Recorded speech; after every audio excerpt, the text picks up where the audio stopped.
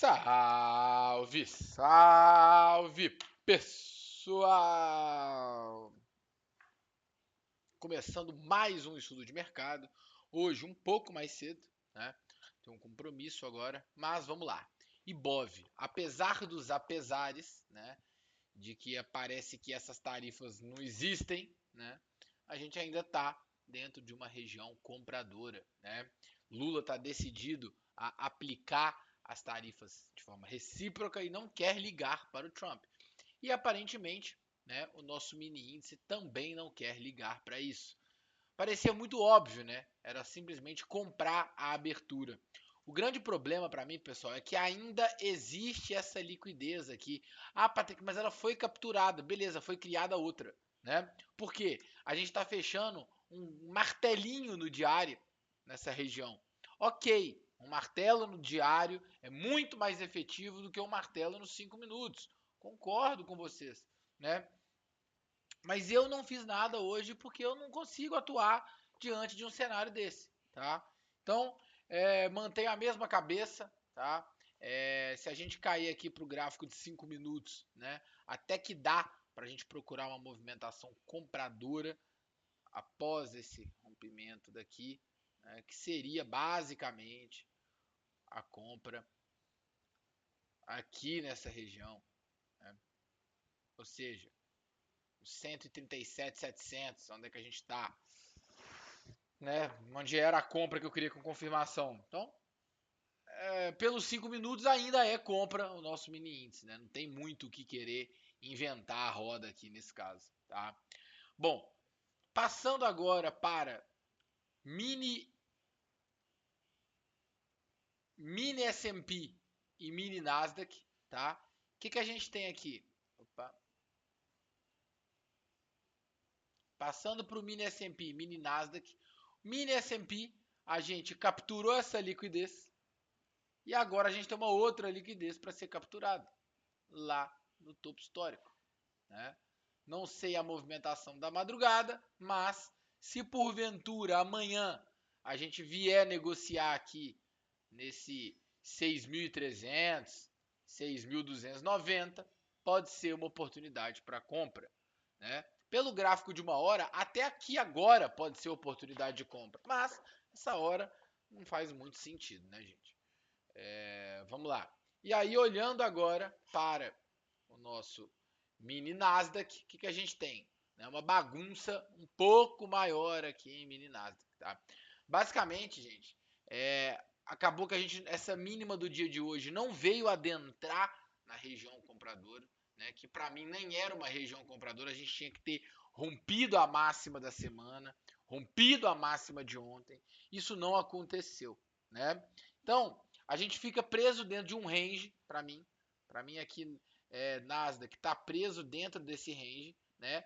Com uma característica muito mais favorável a quê? A romper o topo, né? Mas ainda preso em range, tá? Então é a cautela que eu vou ter. Não tenho nada nos 60 minutos para poder marcar. Se a gente cai para o gráfico de 4 horas, deu só essa beliscadinha, então é muito importante que a gente veja a máxima da semana ou a máxima de ontem sendo rompida e aí a gente tentar pegar algum pullback, alguma coisa do tipo, tá bom? Então vamos voltar aqui para o gráfico de 60, tá? E aí vamos para o nosso dólar. Dólar que, pessoal, a gente pode considerar esse falso rompimento, mas se a gente pegar essa região daqui, vocês vão ver que ela não foi rompida, né? Então, assim, tão esquisito quanto, né, é o índice cair nessas notícias, né? A gente cair no bait da notícia, tão esquisito quanto é o dólar, que se voltar na região dos 5.600 é um ótimo ponto vendedor. Agora, se você quer procurar por compras no dólar, aguarde um pullback até a região dos 5.490 ou 5.454, tá? Vamos lá. DXY em ponto comprador ainda do semanal e caminhando aí para uma recuperação a passos curtos. Emerging Markets segue a alta, tá? Lembrando que o Brasil tem uma participação pequena nesse índice. Tenier, o que aconteceu com o Tenier? Leve alta hoje, após a forte queda que ele teve ontem, né? E se ele respeitar esse topo aqui do 4,40, a natureza do movimento é que ele venha para baixo, para a região dos 4,25, tá? VIX lambendo os 15, né? Zero medo. É isso, índice do medo não tem medo, né? Pensar que início de abril, ali nas tarifas, ele chegou a bater 60, né? E o EWZ, pessoal, sofreu hoje, mas está em região de suporte. EWZ está em região de suporte, né? Enquanto ele não perder o 27, ainda temos uma alta garantida no EWZ. Já o Small 11 cai apenas 0,65 e vem fechando para cima dos 105,60. Logo, essa região não foi perdida, então a gente pode considerar aí um falso rompimento e segue numa consolidação esse Small 11, tá? O petróleo, pessoal, veio para nossa região de compra, que a gente estava esperando, entrou um movimento comprador e agora o que a gente espera do petróleo? Que ele faça isso daqui, ó.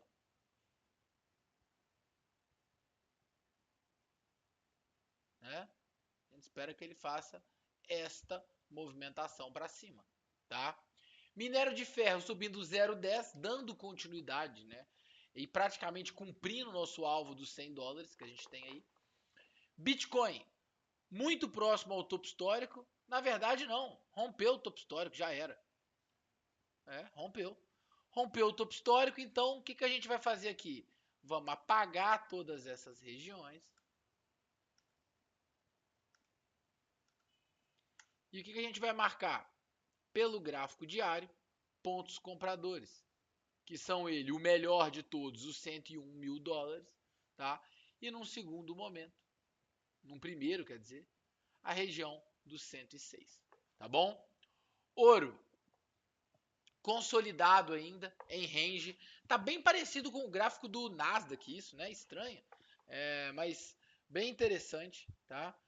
Fiquem atentos aí, pessoal, no gráfico do ouro, com essa liquidez que a gente tem aqui embaixo, tá? No 3.240. Dólar contra real, abriu muito forte, de fato, rompendo esse topinho dos 5.540, mas vem fazendo um pullback que pelo semanal não muda nada na trajetória de baixa ainda, tá?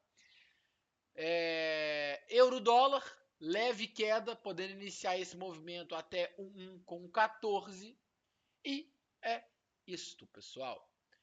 Peço encarecidamente que vocês deixem o seu like, se inscrevam no meu canal, compartilhem para os amiguinhos e venham operar conosco aqui no TC, tá bom? Um beijo para todo mundo, fiquem com Deus, obrigado pelo carinho de sempre e fui!